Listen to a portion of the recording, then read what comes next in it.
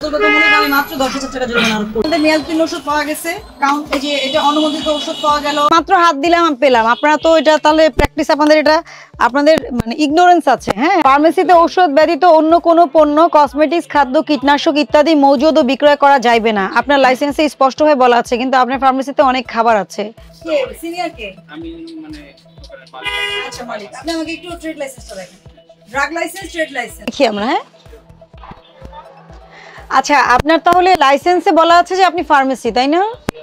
আচ্ছা একটু please. Model ফার্মেসির মতোই না, মতোই বলা যাবে না। আপনি যদি মডেল ফার্মেসির কিন্তু লাইসেন্সটা আলাদা হয়, ওনারা বলবে আপনাকে। হ্যাঁ, ক্যাটাগরি আছে। এটা অক্টোবর 24-এ মেয়াদ শেষ। অক্টোবর 24, শর্ট ডেট তো অনেক পরের কথা। এক পিসও তো থাকা যাবে না। এক পিস কি থাকা যাবে? ফার্মেসিতে ঔষধ ব্যতীত অন্য কোনো পণ্য, কসমেটিক্স, খাদ্য, কীটনাশক ইত্যাদি মজুদ ও বিক্রয় করা যাবে না। আপনার লাইসেন্সে স্পষ্টভাবে বলা আছে, কিন্তু আপনার ফার্মেসিতে অনেক খাবার আছে। আপনি যদি ফার্মেসি হোয়াটএভার, আপনি যদি ফার্মেসি কাম সুপার স্টোর নেন, অসুবিধা নাই, করতে পারবেন। অথবা মডেল ফার্মেসি হলে রাখা যায়।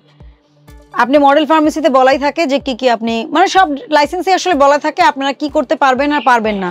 সেই হিসেবে কিন্তু আপনার এই পার্টটা রাখার কোনো কারণই নাই। এটা আপনার পুরাই, এটা আপনার মানে অবৈধ লাইসেন্স, এটা নাই। হ্যাঁ, এটা তো আপনি রাখতে পারবেন না। আর যদি আপনি এটা রাখতে চান, লাইসেন্সটাকে আপনার চেঞ্জ করতে হবে। আমি কয় মিনিট হয়েছে আপনার দোকানে আসছি? 5 মিনিটও হয় নাই।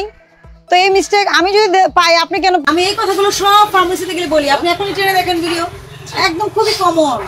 এই 14টা শর্ত পড়বেন, এটা মেনে চলবেন। এটা তো আমার প্রতিদিনই আপনাদের সব জায়গায় যে আমি একটা কথাই বলি, সবাইকে মাত্র হাত দিলাম পেলাম। আপনারা তো এটা তাহলে প্র্যাকটিস, আপনাদের এটা আপনাদের মানে ইগনোরেন্স আছে। হ্যাঁ, আরো সচেতন হতে হবে।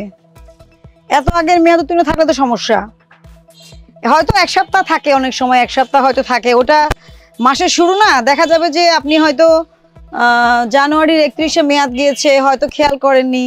ওটা অ্যাকসেপ্টেবল, কিন্তু এটা তো অ্যাকসেপ্টেবল না। বলেন, আমাদের মেয়াদোত্তীর্ণ ওষুধ পাওয়া গেছে, কাউন্ট এই যে এটা অনুমোদিত ওষুধ পাওয়া গেল। আপনার ট্রেড লাইসেন্সেও কিন্তু বলা আছে ছোট ফার্মেসি।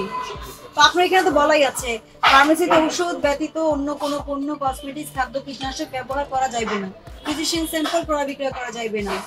টেম্পারেচার মেইনটেইন করতে হবে। এবং অবশ্যই এই যে নিবন্ধনবিহীন, মিস ব্র্যান্ডেড, নিবন্ধনবিহীন মানে হচ্ছে ডিআর নম্বর নাই। বিদেশি ওষুধের আপনার ডিআর নম্বর আছে এমন ওষুধ বের করেন, তো ওষুধ যেটা বেচতে পারবেন ওটাই বেচবেন। দেখছেন ডিআর নম্বর আছে, সর্বোচ্চ খুচরা বিক্রয় মূল্য দেওয়া আছে, এটা কোনোটাই দেওয়া নাই। তাহলে ওনাদের ওষুধটা ওনারা আনছে এবং অন্য কেউ এটা লাগেছে বা অন্য কোনো মাধ্যমে আনছে। এটা ওনাদের ওষুধ না, আমি আপনাকে এটা বলছি না। এটা ডিআর নম্বর নাই, সর্বোচ্চ খুচরা বিক্রয় মূল্য নাই, এজন্য অপরাধ। হ্যাঁ, এগুলি সেল করা যাবে না।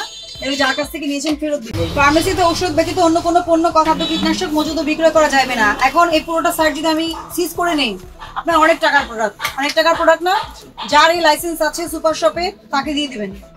লাইসেন্স রিনিউ করার পর্যন্ত এটা সেল করবেন না। এটা তো মনে হয় আমি মাত্র 10,000 টাকা জরিমানা আরোপ করব।